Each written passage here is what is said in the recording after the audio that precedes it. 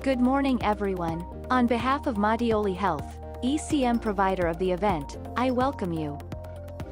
This webinar, entitled 50 Minutes on CCA, Multidisciplinary Approach and Open Discussion Focus on Therapeutic Appropriateness, is the second appointment of an ECM project consisting of 3 webinars. At the end of the 3 webinars, last the 11th of July, today and the 22nd of September, all learners will receive by email the instructions for completing the questionnaire and the relative satisfaction survey. The training credits assigned to this project are 4.5. We would like to point out that through the questions and answers section you will have the possibility to ask questions live at any time, and the possibility to put a like on those that you consider most interesting, in order to establish the priority of the answers. Thanks to all of you for your participation, to Insight Biosciences for the non-conditioning support it provided to the project, and to Professor Lorenza Rimassa for the precious scientific direction of the entire project. Professor, to you the word. Good job everyone.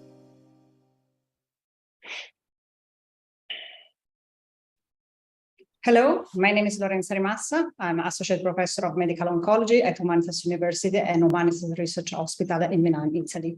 It's my great pleasure to welcome you to 50 Minutes on Cholangiocarcinoma, Multidisciplinary Approach and Open Discussion. This program is organized with 3 episodes.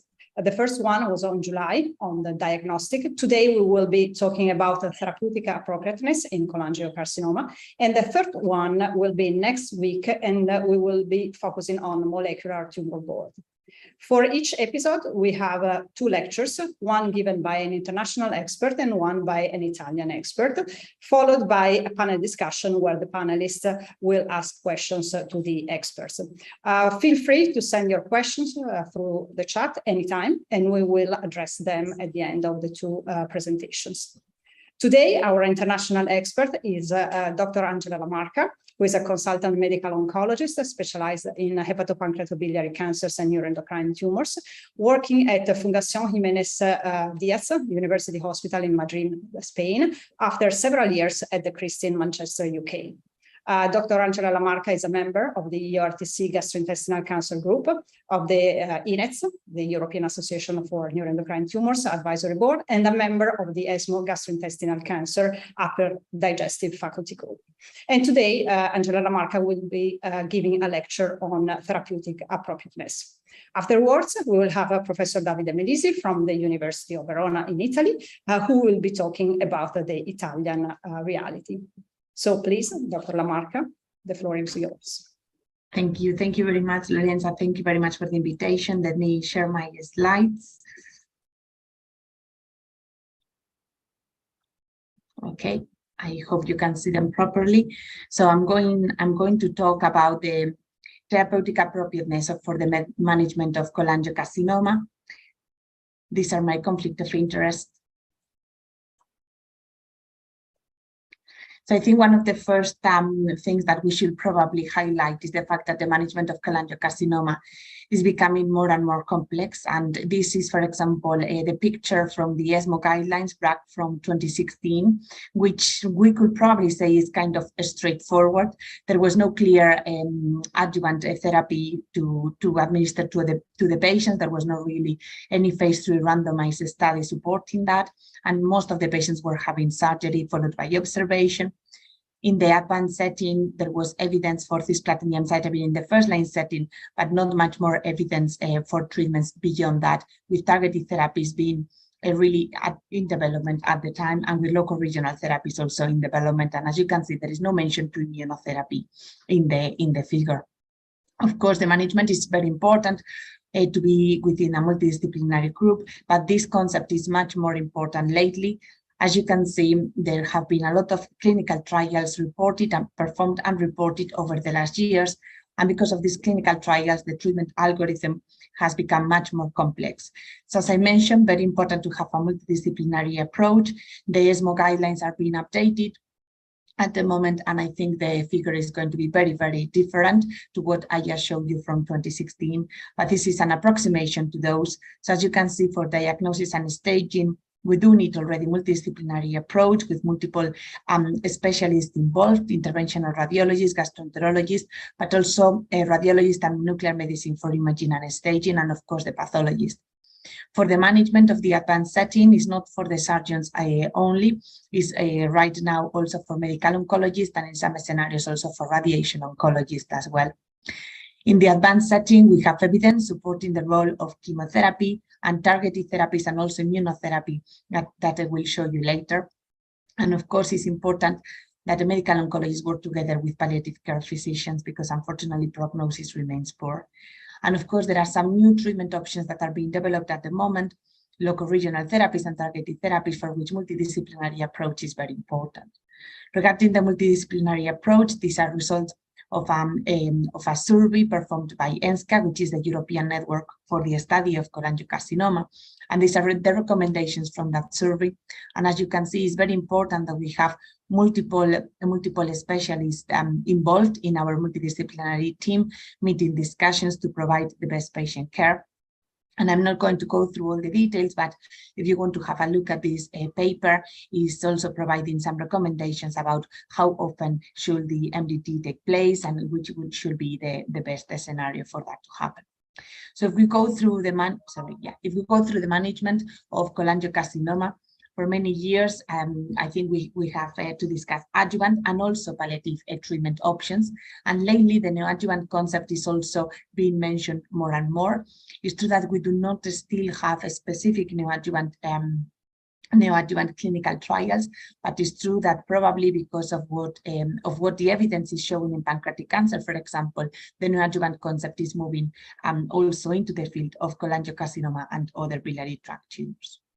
So if we start talking about adjuvant treatment, which is the current evidence is coming from the BILCAP clinical trial, which was showing a benefit in terms of overall survival in favor of capecitabine versus observation after surgery for patients with biliary tract cancer. This study included cholangiocarcinoma and gallbladder.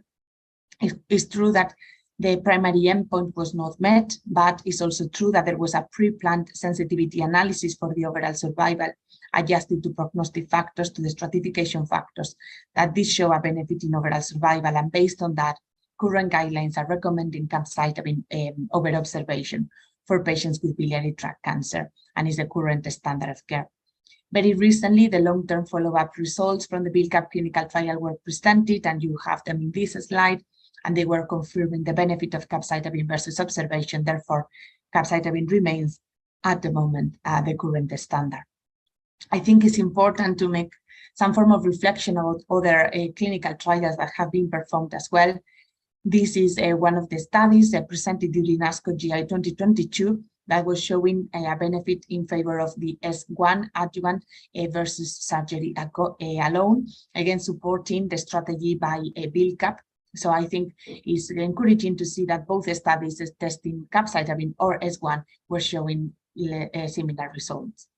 One of the issues we are having is about how to improve the adjuvant treatment for patients with cholangiocarcinoma and gallbladder cancer.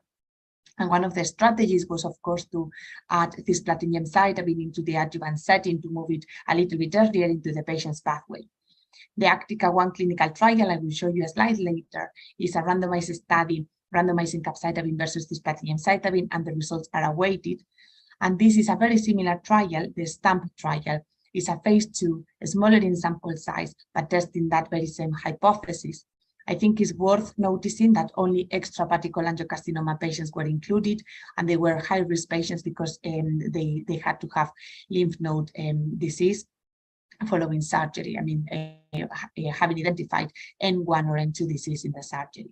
Patients were randomized to capecitabine and cisplatin, very similar to what I was mentioning about Actica. And as you can see, there was no benefit in favor of the cisplatin and gemcitabine in this clinical trial. This is, of course, our concern because with the Actica 1 clinical trial ongoing at the moment and comparing, as I mentioned, capecitabine and cisplatin gemcitabine in a much larger sample size, 440 patients, it will be very important to wait for those results and see whether we are going to have any change in the adjuvant strategy. As of today, capecitabine remains the standard of care for adjuvant setting. If we move into palliative, and remember also that this neoadjuvant concept is in somehow kind of reflected also within this palliative scope because there are no specific trials for neoadjuvant therapy as yet.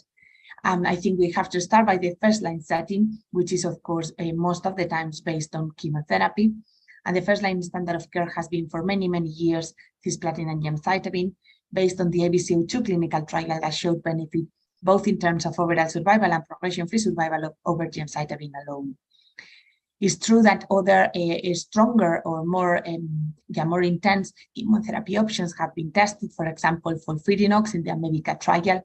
And I always think it's important to highlight that more is not always better. And for example, here in this trial, it was a randomized phase 2. FOLFIRINOX did not show an improvement of outcome compared to cisplatin gemcitabine, and therefore, based on this, cisplatin gemcitabine remained the standard of care. So be very careful because our experience from an example from pancreatic cancer may not be extrapolated to biliary tract tumors.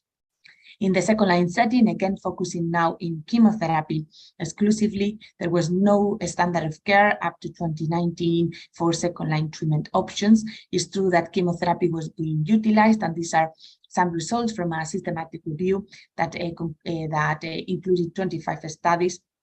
And the conclusion was that the evidence was not very strong and that there was a very limited benefit. And this was the rationale for the ABC06 study to take place, a phase 3 clinical trial in the second-line setting after progression to cisplatin and gemcitabine that was randomizing patients to FOLFOX versus to FOLFOX with active symptom control versus active symptom control alone and no chemotherapy.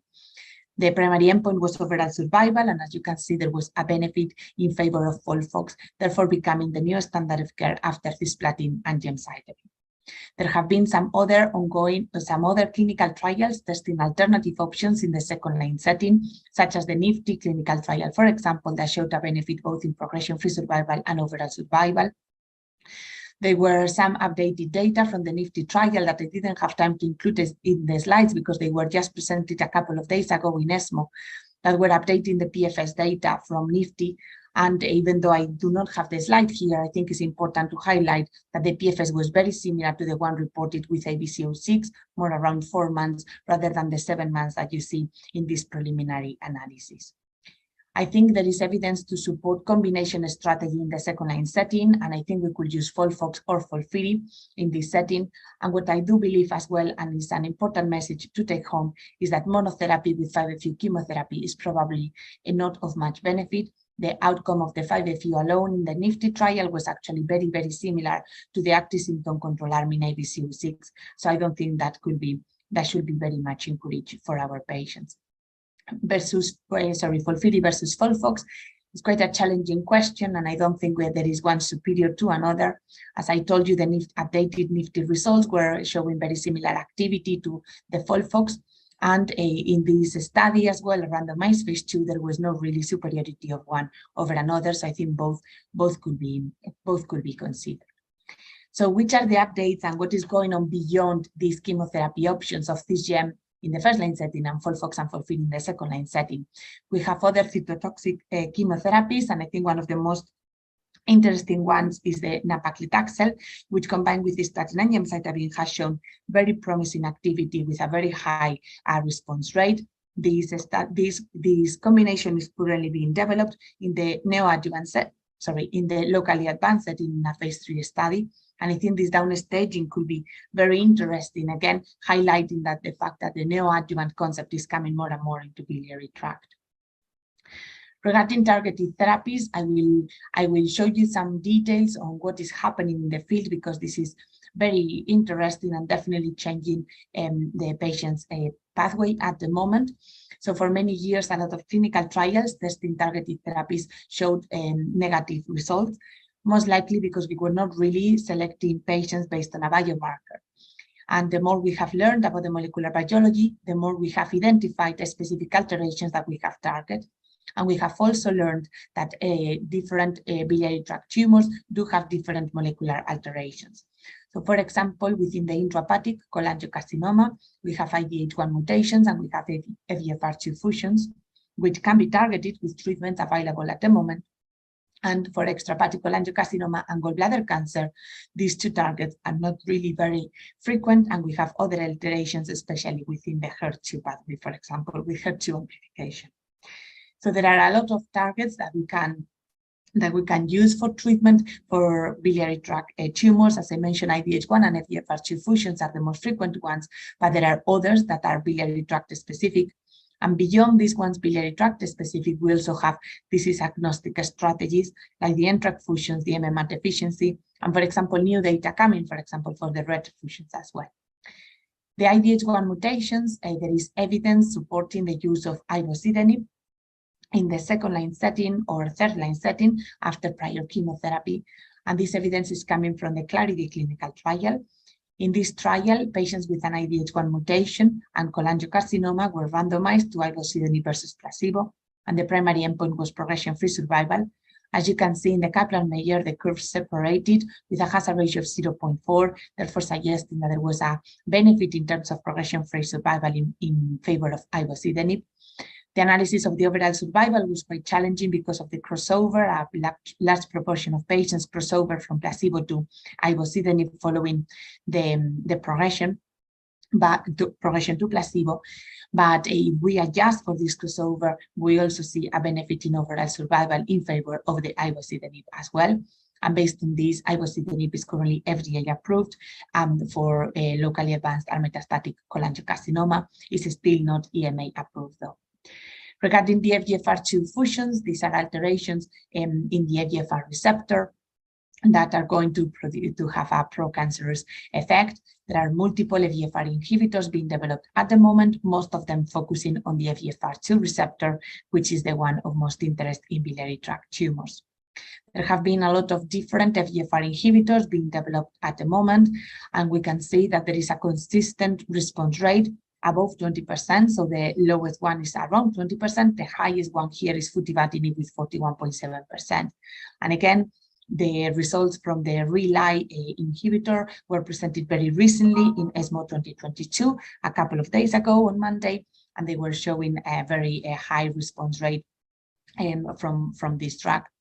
And it was almost 88% of the response rate when we were focusing on patients with the FGFR2 fusion. So I think the take-home message is that these FGFR inhibitors tested after chemotherapy are active and they can achieve a high response rate.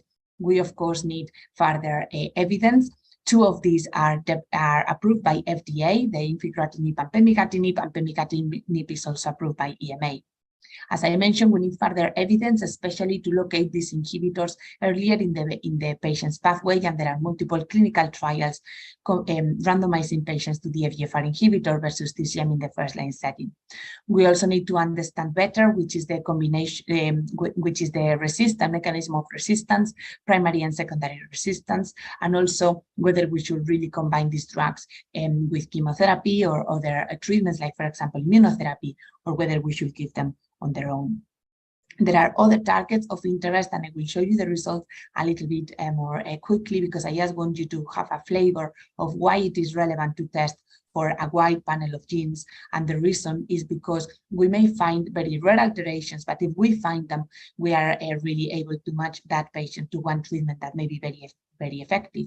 So, for example, in the presence of a BRAF mutation, again, very rare, low incidence, less than 5% of all patients with biliary tract tumors, we can reach a response rate of 47%. And again, this was FDA approved very recently.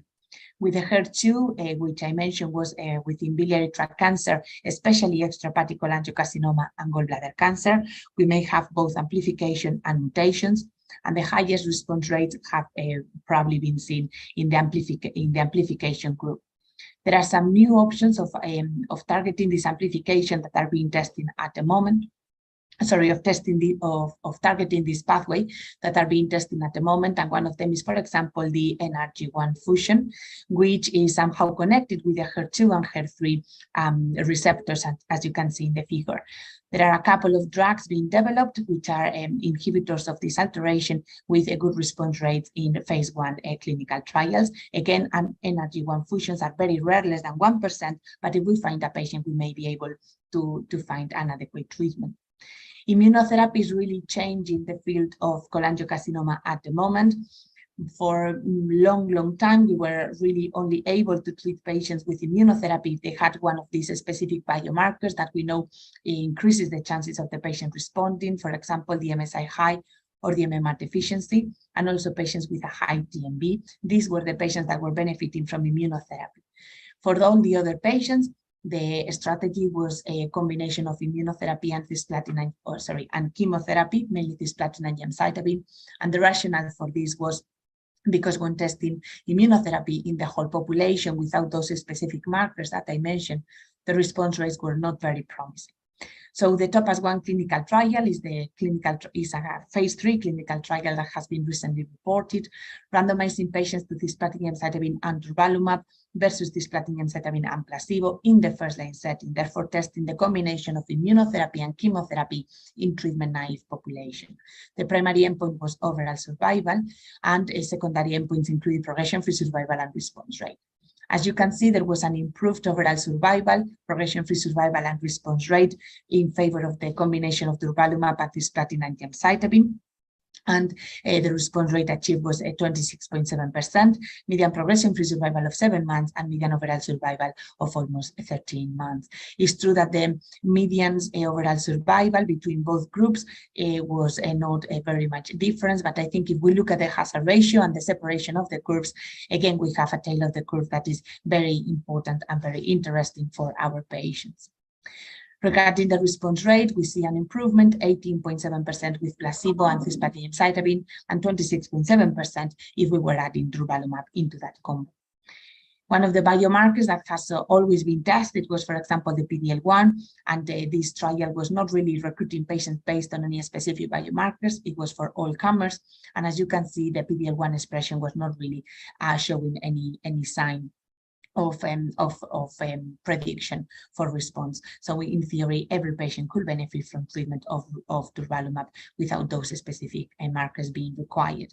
There have been other subgroup analyses by primary tumor site, hepatitis, region, and none of them has really shown any specific group not benefiting from durvalumab. In general, all the subgroups that have been tested seem to benefit in a very similar way.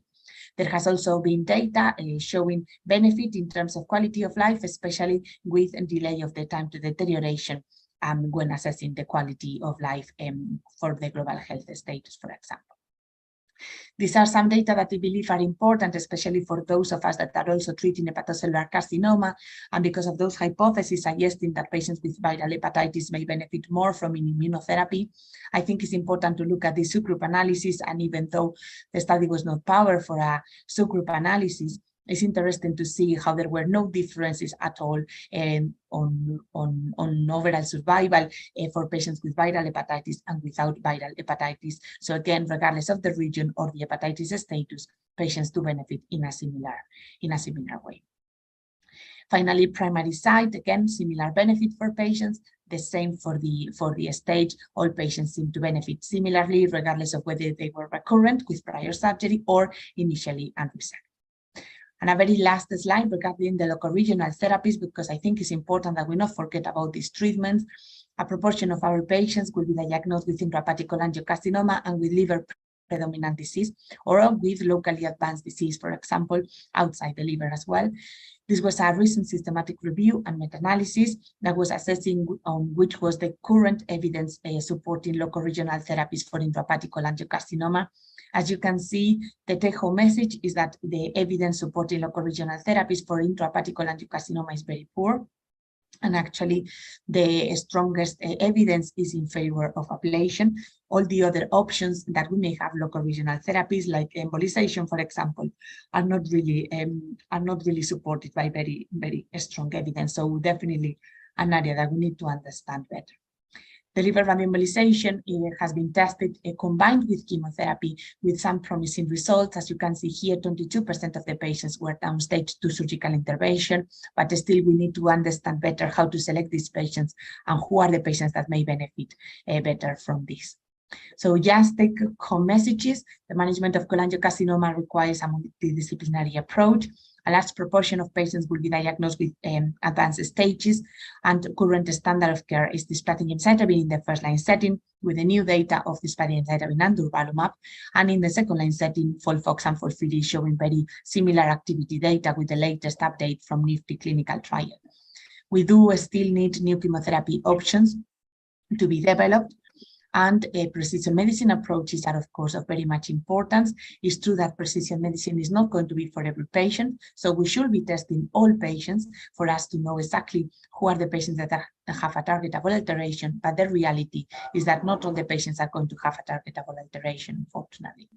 When precision medicine approaches are possible, we are going to be focusing mainly in patients with intrahepatic cholangiocarcinoma. And the most frequent ones that we may see are the Vfr fusions and the IDA1 mutation, but there are others. And therefore, it's very important that we test for wide panels of genes. And finally, also remember to do this molecular profiling as early as we can once the patient has diagnosis of advanced disease. Regarding the immunotherapy, again, the durvalumab and cisplatin gemcitabine in the first-line setting, which is new standard of care, FDA approved only last week. I don't think I mentioned that previously, so it's important to know as well that durvalumab with cisplatin gemcitabine has been FDA approved in this setting, with additional clinical trials testing immunotherapy ongoing. I would like to thank you all very much for your attention, and I believe we have some time for questions later, so I will be delighted to go through those. Thank you. Thank you so much, Angela, for this amazing presentation. Very exciting that we have so many new data for biliary tract cancer. So we will move on to the Italian reality with Davide Melisi, and then we will discuss and have the question in the end. So Davide, please. Thank you, Lorenza, and let me thank Dr. Lamarca for this very nice and comprehensive lecture about the novel strategies that in the very recent years been acquired for the treatment of cholangiocarcinoma patients. I hope that you can see my slides. Now my role will be to put those evidences presented by Dr. Lamarca in context of the Italian reality. These are my conflict of interest. Just few words about cholangiocarcinoma in Italy. Represent 1% of the new diagnosis for solid tumors, and roughly 4,700 patients will be diagnosed every year with this disease in our country. It has always happened with GI tumors. There is a kind of geographic gradient with an incidence in the southern part of Italy that is roughly 20% higher than that in the northern part. And we will not go over those standard treatment in capecitabine as an adjuvant treatment and gemcitabine first line, FOLFOX second line, because are pretty commonly used nationwide in Italy. So I asked my friend, my colleague, a surgeon, to help me in identifying all those larger center, referral center for surgery of cholangiocarcinoma in Italy. We can spot at least 10 to 12 different high volume center pretty much at different latitudes in our country. And I have to say that these surgical units are very collaborative among them, and they produce several national and international collaborative studies very, very relevant. Now I will go over briefly, following the agenda that Dr. Lamarca just presented, to see how these evidences for novel treatment can be or not available in our country. Just a very brief mention about the novel cytotoxic agents. We saw the data of the phase 2 randomized trial with liposomal irinotecan plus 5-FU versus 5-FU alone, the NIFTY trial in second line, a positive trial based on the primary endpoint, even though, as we heard at the very recent ESMO meeting, these results have been a little bit mitigated. But I have to say that in our country, liposomal irinotecan, Naliri, has not even been approved for the treatment of second-line, pancreatic cancer. So I really doubt that this drug could make it for the treatment of second-line in biliary tract cancer. Now, rapidly moving to the most interesting targeted agent, we already learned from Dr. Lamarca about the most frequent actionable targets that we can, with this frequency, measure in intrahepatic cholangiocarcinoma, in particular IDH1 point mutation and FGF receptor rearrangements. Less commonly, we can find in distal and perihilar diseases, other oncogene, actionable oncogenes. So going, following a kind of ranking by frequency, probably the most frequent mutation in intrahepatic cholangiocarcinoma are the point mutations of IDH1, and we learned the results of the Clarity trial that randomized patients, pretreated patients, to receive the IDH1 inhibitor ivosidenib versus placebo. This was a positive trial based on the primary endpoint of progression-free survival. Now, ivosidenib has been approved by FDA, has not even been submitted for, as long as I know, to EMA for approval. So for a short while in our country, the Italian drug agency, AIFA, was willing to offer the reimbursement of the of ivosidenib within a dedicated fund called 5%.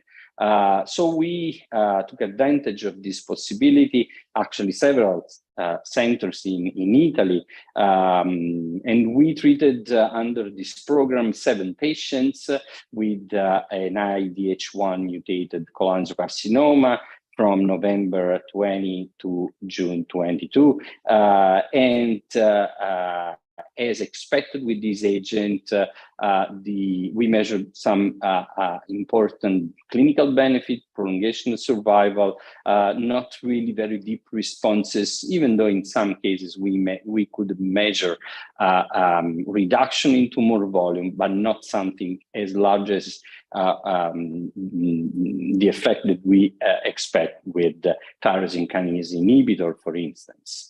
Unfortunately, probably the AIFA thought that this program was too expensive, so now is not the ivosidenib is no longer available through this program, but soon we'll be starting an open label early access phase 3B study, the PROVIDE trial with ivosidenib in patients with the very same inclusion criteria than the registrative trial, and these patients will receive ivosidenib until the drug will become commercially available in our country. More or less 10 different centers will be open in Italy, hopefully soon.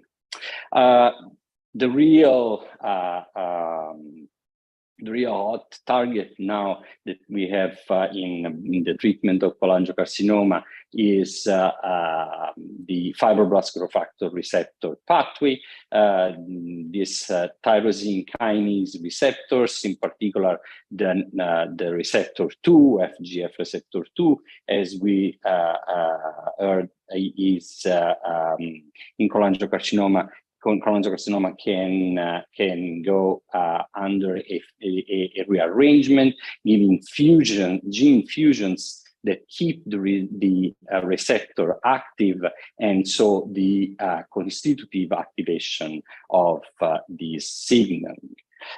What is very relevant to underline is that these fusions and rearrangements sometimes are very unique. Just 1/3 of the patients, these are data of the phase 2/202 trial, recognize the same partner gene, BICC1 here, but most of the case were unique rearrangements and fusion. This is relevant when we will later discuss about NGS testing and the high quality of the test that we had to use to screen these patients in order to detect these kind of fusion rearrangements.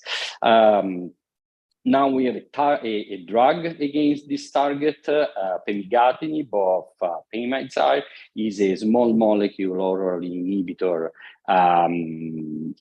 selective for FGF receptor 2, but also 1 and 3. Pemazyre has been recently approved and reimbursed in Italy for the treatment of patients affected by cholangiocarcinoma positive for rearrangement of FGF receptor 2 after the results of the FIGHT 202 trial. Italy really contributed to this trial. We had several centers open and recruiting in the FIGHT 202 trial. And just briefly to go over the design of this study, this was a phase 2 open label trial with single arm. All patients received an intermittent schedule of oral pemigatinib, and patients were enrolled into 3 different cohorts. One, the experimental one, the largest one. Cohort A included patients with FGF receptor 2 rearranged tumors, and 2 cohorts B and C were kind of calibration arms with enrolling patients with any other genetic alteration of FGF genes or no FGF receptor alterations. Now, why this is important, this trial, not only for the results, the clinical outcome, but I think that is important, first of all, because we learn the patients that we have to go after. We have to spot the patients and put all the efforts in doing NGS testing, because these patients with FGF receptor 2 rearranged tumors are more likely younger, you see here 60, younger than 65 years, and are more likely women. So again, I always remember that when we see a young lady with a cholangiocarcinoma without any other reason for having a tumor like this, we should do everything is possible to have the disease screened by NGS. Of course, the results have been very, very relevant, an overall response rate of 37%, disease control rate of 82%. This trial was not intended to compare the clinical outcomes, but you can see we measured a relevant PFS and overall survival in second line, and it is often happen with tyrosine kinase inhibitor. The deeper was the response, the longer was the survival. So patients that achieved a complete response or a partial response really had a long overall survival, longer than 30 months. FIGHT 202 trial has also been the occasion for a huge translational research study. We access to the NGS testing of 1,200 patients. We learned a lot. We learned that half of them had potentially clinically relevant genetic alteration. I will not be that far. This could be a matter of discussion, but it's been always nice to mention that patients with oncogene-addicted tumors were mutually exclusive from patients with MSI. Now we learned that immunotherapeutic agent as durvalumab gave their effect across the border without any correlation with other clinical condition. It would be nice to see if in the TOPAZ one will be analyzed for mutation, then see how immunotherapy could perform in oncogene-addicted cholangiocarcinoma, or if we could envision a kind of two different subgroups of intrahepatic cholangiocarcinoma, one more oncogene addicted, the other more responsive to immunotherapeutic agents. From this study, we also identified some putative correlate of response, and also we identified some mechanisms of resistance to the inhibition of FGF receptor. Before the approval of pemigatinib in Italy, Insight has been very kind to offer an early access program. 24 centers request pemigatinib through this program, and 35 patients were treated. Now, pemigatinib, Pemazyre, has been approved and reimbursed and commercialized almost everywhere in Italy since June this year, and we have already 15 patients receiving pemigatinib under the regular reimbursement.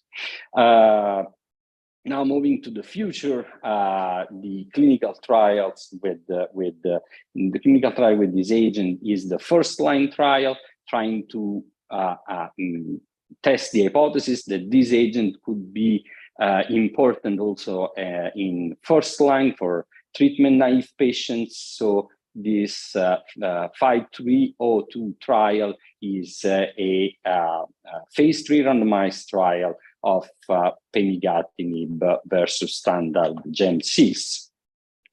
And I have to say I'm very proud of my country. Italy is really greatly contributing to the enrollment into this trial. Among the first 10 sites and enrolling in the 5302 trial, 4 sites are from Italy. We have 20 centers open in 10 different regions, and this is not of course just the occasion to move forward science, to offer a relevant drug also to treatment-naive patients, but is also, in my opinion, a good occasion, a good way for us to offer a high quality NGS testing to our patients, because is part of the pre-screening for the trial. Now, rapidly moving to the immunotherapeutic agent, we already learned the results of the TOPAZ trial and the important effect of adding durvalumab to GEM-CIS. Durvalumab plus GEM-CIS is now available in our country through an early access program that has been cleared by IFA. The drug could be requested through the Clinigen website for patients respecting the inclusion criteria of the TOPAZ-1 trial, but also the patients with a worst performance status, ACOG PS2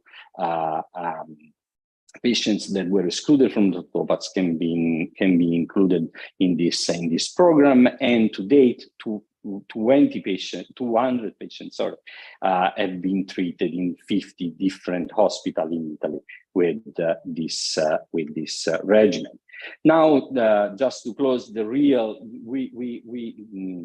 if it's true that we have access to all those agents, what really remained the bottleneck for the treatment of cholangiocarcinoma in Italy is the genomic testing, even though ESCAT has been very clear in recommending the NGS for every cholangiocarcinoma patient, especially high quality testing, RNA-based. The availability of NGS testing in Italy remains very limited, and this is because of an inadequate total number of NGS platform and also an unbalanced diffusion. Most of them are, as always happened in the northern part of Italy, of appropriate trained staff and also of still an open discussion about reimbursement by the public health system. By a recent survey in 41 Italian lab of public hospital in Italy performing this test, only 12 out of 20 commercially used NGS would cover all the fusions for FGF receptor 2. And I really like this slide that Nicola Normanno presented last year at ESMO meeting. You can see here the test quality in different European countries, the green country within high quality of NGS testing, the yellow countries offering only a medium quality NGS testing, and I really hope that this yellow color between Italy, Hungarian, Poland, and Sweden will be only matter of NGS testing and not politics. We are under election now in our country. Now, to conclude, the treatment paradigm for patients with cholangiocarcinoma has changed and has been enriched with the number of novel strategies, immunotherapeutic or targeted therapies. These treatments are available for Italian patients. Pemigatinib has been recently approved and reimbursed for pretreated patients with FGF receptor rearranged tumors. Ivosidenib will be soon available through the phase 3b PROVIDE trial. Durvalumab is available. NGS remain the bottleneck for precision oncology in Italy, and we really should do our best to change and to improve the possibilities of testing.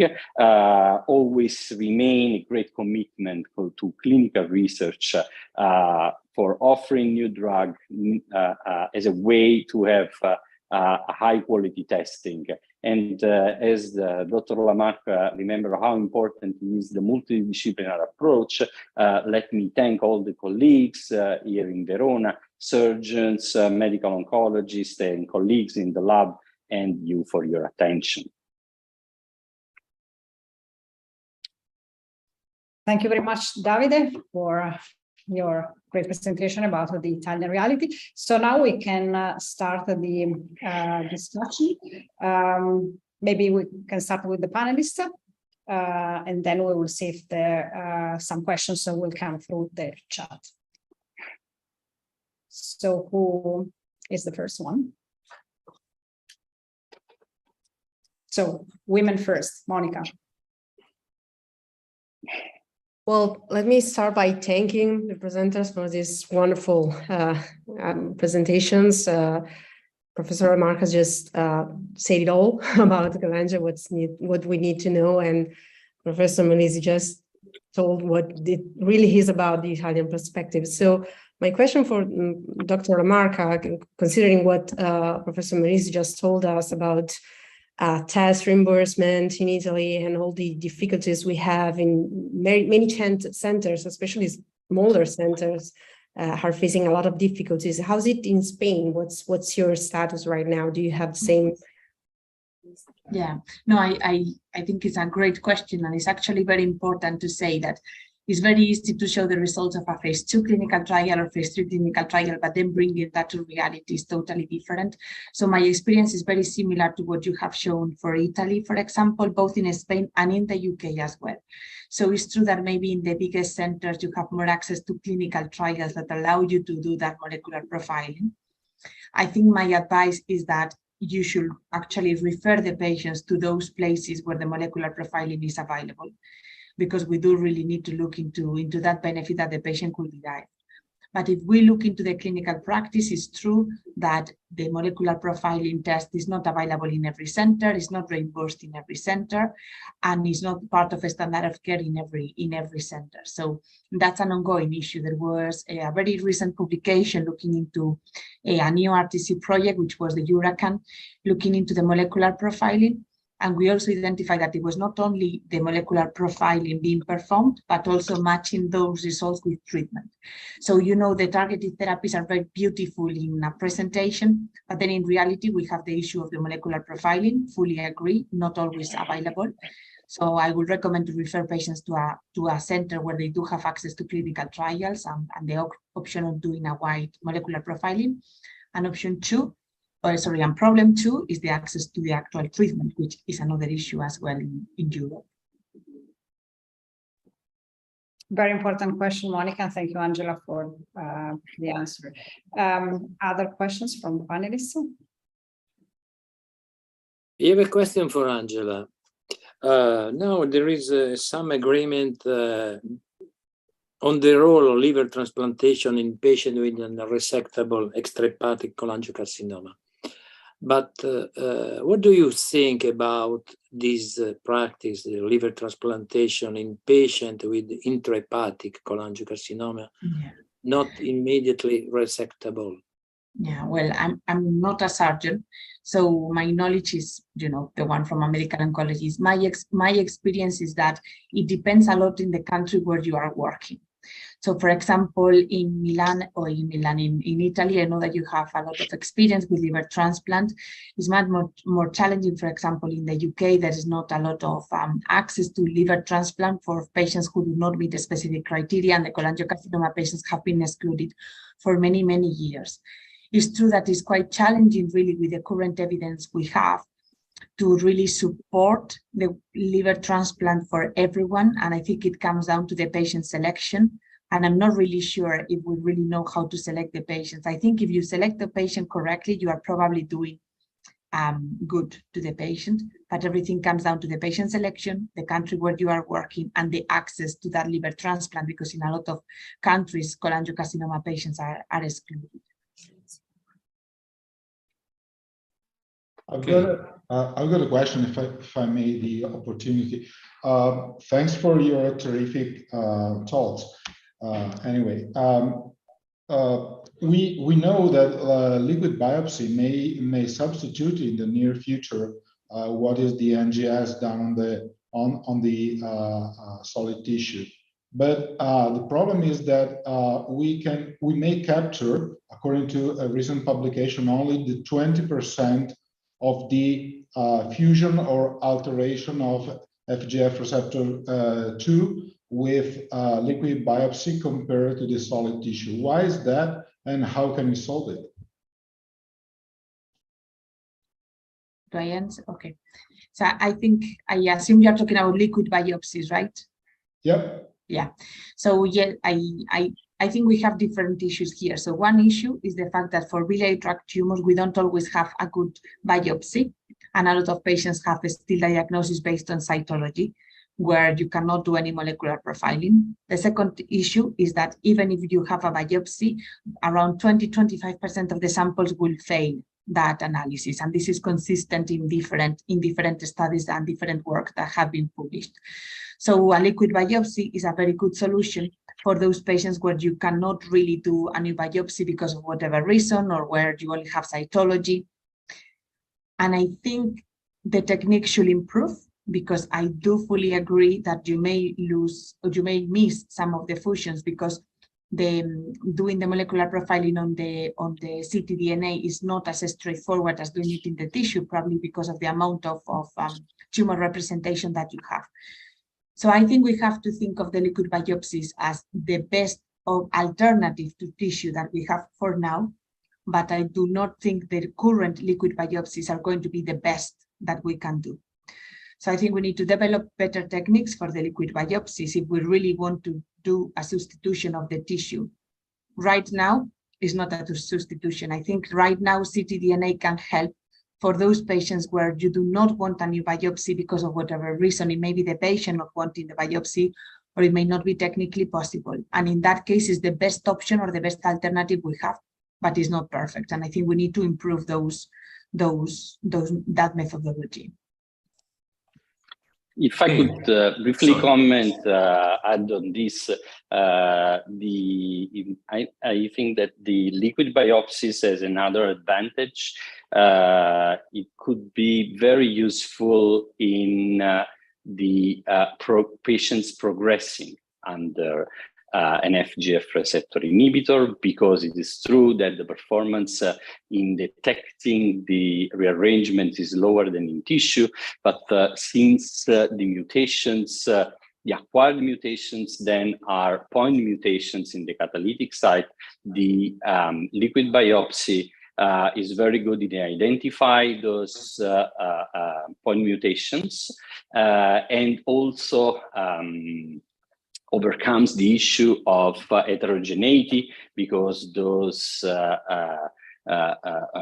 acquired mutation can arise in some of the lesion, not in all of them. These tumors could be very heterogeneous, and having a liquid biopsy can overcome this issue.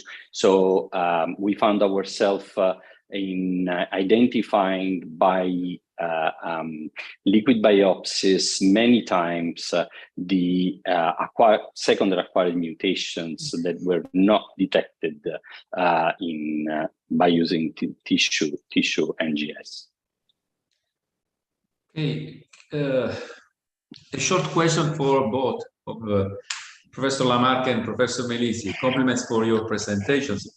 In this scenario, in your opinion, what could be the third line therapy after an FGR inhibitor? So you mean first line would be chemotherapy, second line the FGFR, and what do you do after? Exactly. So I think if you have access to another FGFR inhibitor in a clinical trial, I will try. It's true that you need to be careful because data is no, I don't think we still understand fully whether they are going to respond or not, but you could try. And otherwise, you'll always have chemotherapy. And I actually think that you have FOLFOX and you have FOLFIRI, and you could maybe do FOLFOX and then go for another FGFR inhibitor, or do FOLFIRI and another FGFR inhibitor, or another FGFR inhibitor and then do FOLFOX or FOLFIRI. So I think it's important that we try and make sure that the patients get exposure to all the treatment options we have, of course, if they are well enough to receive them. And the truth is that the FGFR fusion patients, most of the time, they are fit for a third and a fourth line treatment. So I will not exclude another FGFR inhibitor because of progression, because I think that they are different and they target FGFR in a different way, so you may still have a response. I completely agree. There are now growing evidences of response to different FGF receptor inhibitors. Of course, I will always see the evidence for the acquisition of new novel resistant mutations, but absolutely what we could envision in the future is at least for a percentage of patients, different lines of targeted agents in this disease. Absolutely. Yes, if I can ask to the panelists just a very practical question. Thank you for your presentation. Very fruitful presentation. Well, the majority of the patients will not have a targeted agent in the course of the disease because they have no targetable alterations. So chemotherapy remains the mainstay of treatment for most of patients. Do you think FOLFOX is always the best option in second line? I mean, for patients who clearly progress during first line cisplatin and gemcitabine with or without immunotherapy, do you think this may be a criterion to select for alternative? Yeah, no, that's a great question. And it's actually something that was built within the ABC06 clinical trial, because one of the concerns was, because there is progression to cisplatin, we are now kind of re-challenged with another platinum. So what are we doing? So one of the stratification criteria was actually the response to previous platinum. So we kind of defined platinum sensitive or resistant. So it was an stratification factor, and the analysis was adjusted to that factor as well, because we were very aware of that. The subgroup analysis did not show any specific benefit in one group or the other. Actually, there was more benefit in the group that was classified as platinum resistance. So it's kind of contradictory, but there is no evidence suggesting that the platinum sensitive were doing better on FOLFOX second line treatment. I think between FOLFOX and FOLFIRI, I do believe that we have a stronger evidence for FOLFOX because it was a randomized phase 3. I also think there are FOLFIRI studies, especially not FOLFIRI, but with nanoliposomal irinotecan, which may not be exactly the same, but again, we have the problem of access to treatment. So in reality, if we use something, at least my experience is that I use FOLFIRI. If I use FOLFIRI, we have few studies that have been performed. One of them very recently, again presented in ESMO by Professor Vogel, which was negative. So it was FOLFIRI versus 5FU and did not meet its primary endpoint. It was not superior to 5FU. And then you have another study, which is NIFTY, which was similar design, nanoliposomal irinotecan versus 5FU. That one did meet its primary endpoint, benefiting overall survival, also benefiting progression-free survival. When the NIFTY results were first presented and published in the first analysis, there was a very, very big difference in PFS. It was from 2 months to 7 months, so very big. And because of that, a lot of people started to use much more FOLFIRI. But when the data have been analyzed again, the FOLFIRI does not perform so well. So I think if you put that together with the Professor Vogel's data that was not superior to 5FU, I don't think you really have a very, very strong evidence to go in favor of FOLFIRI either. So to me, both are similar options. There is no evidence saying that the platinum sensitivity or resistance predicts the outcome on FOLFOX. And in theory, the FOLFOX evidence is stronger because it was a randomized phase 3. Having said that, if you go back to the reality and your clinical practice, you may have patients with neuropathy, for example. So in that patient, I will definitely go for a FOLFIRI, and I will keep the oxaliplatin for later. Other patients, my practice is to do FOLFOX first and then FOLFIRI later. But I know a lot of people that do it the other way around. And I think it's absolutely fine. As far as we make sure that patients get exposure to all the options of treatment, I don't think this is detrimental one or the other. Thank you, Angela. Sorry, that was a very long answer. No, Sorry. that was perfect. Very clear. Davide, do you have any other comments on this point of FOLFOX versus FOLFIRI? Unfortunately, we don't have so much evidence beyond the ABC06 and now these experiences with Naliri. We should try to do our best to practice evidence-based medicine. If we have randomized evidences for FOX and not for FOLFIRI, I don't see why we should change our way. And I honestly use very, very rarely FOLFIRI in my clinical practice. And of course, we are talking about very small numbers because actually, I don't know what is your feeling, but in our practice, only 50% of patients, then they really make the second line with a very good performance status that allow a combination treatment. So are anecdotally treatments. We have evidence for FOLFOX in second line, and beside those patients with cumulative neuropathy, we should follow those guidelines. Thank you, Davide. I think we are at the end of this episode of this webinar. So I would like to thank both the speakers. Thank you, Angela, once again for accepting our invitation. Thank you, Davide, for presenting the Italian reality. And thank you to all the panelists for the questions and to you all for the discussions. And I also thank you to the audience for listening. And we will have the third episode on the molecular tumor board next Thursday, September 22nd. So stay tuned and connect next week. Thank you all. Thank you. Thank you. Thank Bye. you. Bye.